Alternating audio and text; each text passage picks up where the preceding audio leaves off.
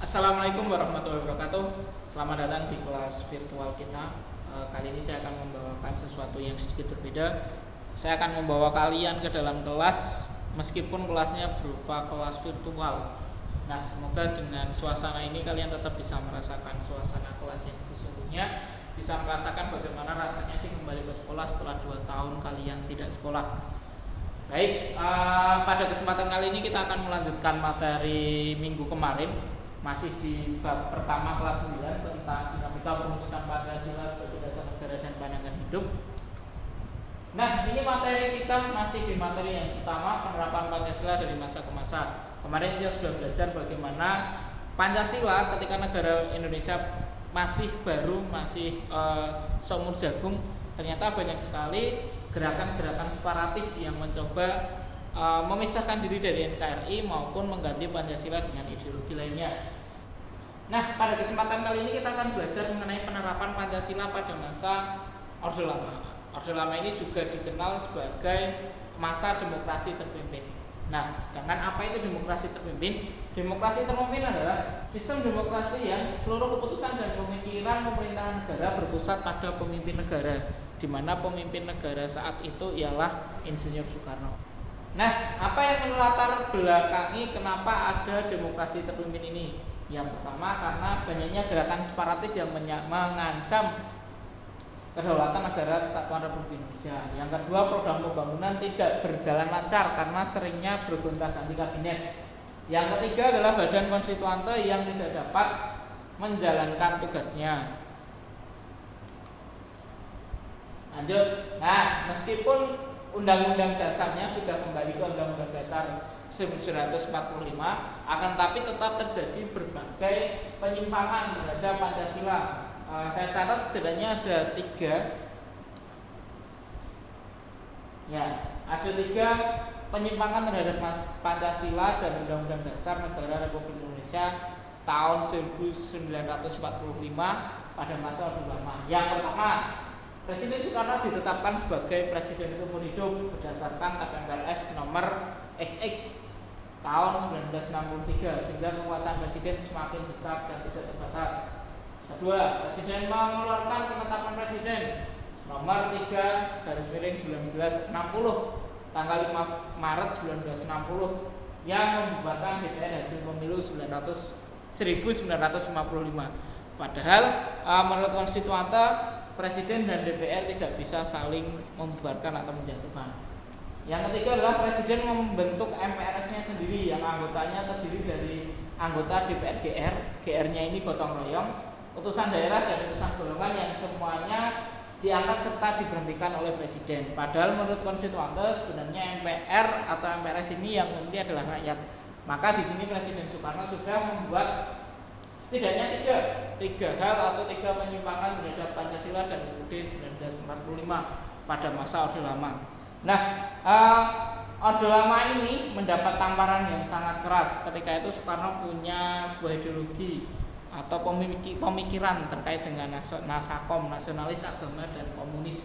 Indonesia bakalan bisa bersatu, Indonesia bakalan bisa maju ketika ketiga hal ini, nasionalis, agama, komunis ini saling bantu-membantu, saling dikuatkan dalam negara. Akan tetapi ternyata ada sebuah peristiwa yang membuat ide Soekarno itu benar-benar tertampar hingga nanti akhirnya Soekarno dicap sebagai salah satu anggotanya, yaitu adanya pemberontakan PKI tanggal 30 September 1965 atau yang kita kenal dengan G30S PKI atau Gestapo. Nah, gerakan ini dipimpin oleh Adit dan tujuannya ini adalah menjadikan Indonesia sebagai negara komunis yang berkiblat ke Uni Soviet kala itu. Nah, juga PKI ini ingin mengganti Pancasila dengan ideologi komunis. Nah, akhirnya pemberontakan ini bisa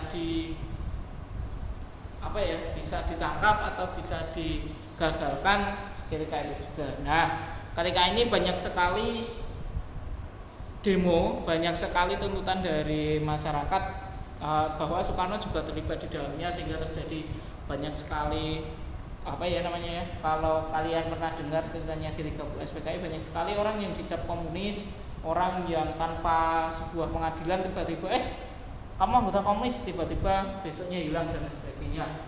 Itu adalah sedikit cerita kelam tentang G30 SPKI. Nanti kalian bisa baca banyak karena materi ini juga masih abu-abu bagi negara kita, belum tahu bagaimana kebenarannya. Yang pasti banyak terjadi pertumpahan darah di dalamnya. Kalau nanti kalian bisa searching, silahkan cari korban-korban G30 SPKI, terutama yang pahlawan revolusi. Itu karena banyaknya demo, banyaknya tuntutan dari masyarakat mengenai harus dibersihkannya PKI ini, maka Soekarno ketika itu harus turun tangan. Kala itu menunjuk Soeharto sebagai KSAD kalau tidak salah pada saat itu untuk menggantikan posisinya, atau yang lebih dikenal dengan sebutan Super Semar, Surat Perintah 11 Maret. Meskipun Super Semar ini belum jelas suratnya seperti apa, isinya seperti apa, tapi karena Super Semar inilah masa Orde Lama berganti. Soekarno sebagai presiden seumur hidup ternyata juga tidak bisa seumur hidup beneran, dan diangkatlah Soeharto sebagai presiden kedua Republik Indonesia. Nah, materi kedua pada pertemuan kali ini adalah mengenai Orde Baru.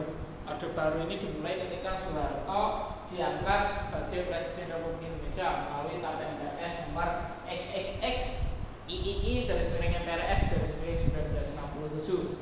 Masa dalam Soeharto memimpin negara ini sebagai masa Orde Baru.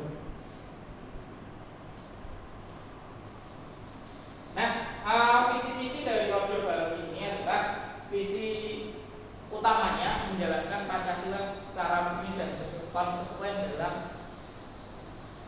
setiap aspek kehidupan bermasyarakat, berbangsa dan bernegara.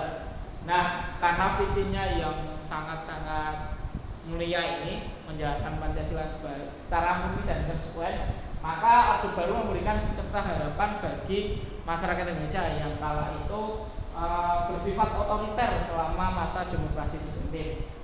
Akan tetapi ternyata dalam pelaksanaannya Orde Baru juga mengalami berbagai penyimpangan terhadap Pancasila dan Undang-Undang Dasar Negara Republik Indonesia tahun 1945. Meskipun juga punya kelebihan sendiri, Orde Baru, kalau kalian mungkin pernah nonton di truk ada tulisan gambarnya Pak Harto sambil bilang pilih perak zamanku toh. Nah, ternyata Orde Baru juga selain menurut pandangan kalian seperti itu juga punya berbagai penyimpangan terhadap Pancasila. Kalau kelebihannya Orde Baru bisa menumpas PKI, kedua punya stabilitas keamanan nasional meskipun caranya banyak. Ada yang pakai Petrus, kalau kalian pernah dengar, penembak misterius di mana preman-preman yang bertato tiba-tiba ada yang menembak tanpa tahu siapa pelakunya, dan itu diciptakan untuk membuat stabilitas nasional. Kemudian rencana pembangunannya juga berjalan baik karena punya pemerintah, rencana pembangunan 5 tahun dan GBHN, garis-garis besar dalam negara. Tapi ternyata dalam masa Orde Baru ini juga terdapat berbagai penyimpangan. Yang pertama, lembaga kepresidenan merupakan lembaga pengontrol utama lembaga negara lainnya. Jadi seolah-olah presiden itu di atas lembaga-lembaga lainnya, sedangkan DPR hanya orang bilang lembaga penyetempel karena hanya meng-ACC apa yang sudah diputuskan oleh presiden. Yang kedua nih, kebebasan politik juga dibatasi dengan hanya memperbolehkan 3 partai politik yang ada di Indonesia. Yang pertama ada Partai Persatuan Pembangunan, ketiga kemudian ini Golongan Karya, dan terakhir adalah Partai Demokrasi Indonesia PDI. Sedangkan partai-partai lainnya harus melebur ke dalam 3 partai itu. Kemudian ada juga dibatasinya pers dan kebebasan berpendapat. Jadi ketika masa Orde Baru banyak sekali pers yang dibredeli karena tidak sejalan dengan pemerintahan. Ada juga yang secara sengaja menutupi kejelekan atau menutupi berbagai masalah yang ada di negara, sehingga tontonan masyarakatnya hanya yang bagus-bagus saja.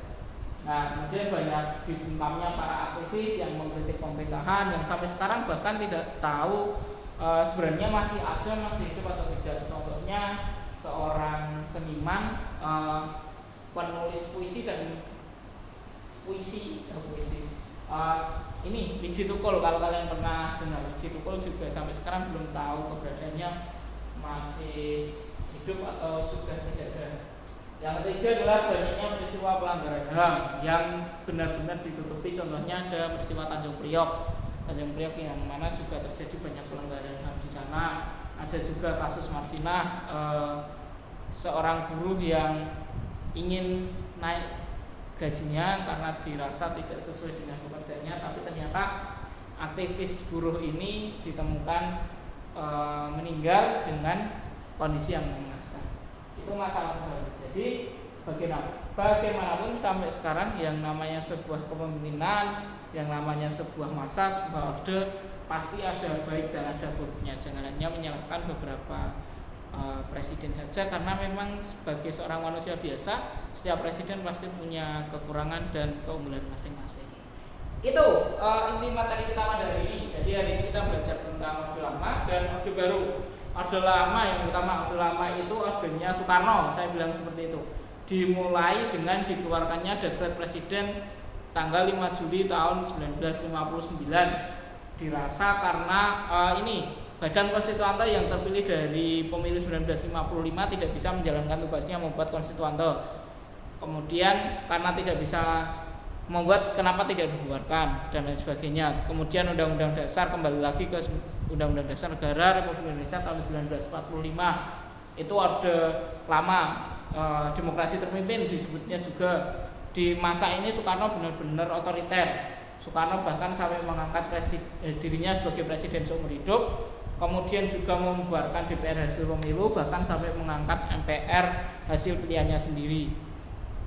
Terus karena adanya G30 SPKI, Soekarno didakwa sebagai anti komunis, kemudian dilengsarkan, diganti oleh Soeharto. Maka Indonesia sudah beralih dari masa Orde Lama ke Orde Baru, di mana Soeharto sebagai pucuk pimpinan tertinggi sebagai Presiden Republik Indonesia. Nah, setelah Orde Baru ini ternyata meskipun tujuannya, visinya untuk menjalankan Pancasila secara murni dan konsekuen dalam setiap aspek kehidupan masyarakat, nyatanya juga terdapat berbagai penyimpangan.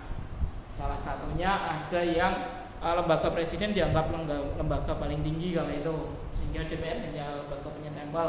Kemudian juga dibatasinya partai politik hanya 3, P3, Golkar dan PDI. Bahkan bisa dikatakan 2 yang satu golongan, P3 dan PDI sebagai partai, Golkar sebagai golongan. Dan kita tahu siapa pemenangnya pemilu selanjutnya, Golkar terus. Kemudian ada juga ini kebebasan pers yang dibatasi, sehingga tidak bisa pers kalau mau mengkritik pemerintahan juga tidak bisa serta-merta langsung mengkritik seperti sekarang dan sebagainya. Terus juga ada banyaknya kasus pelanggaran HAM.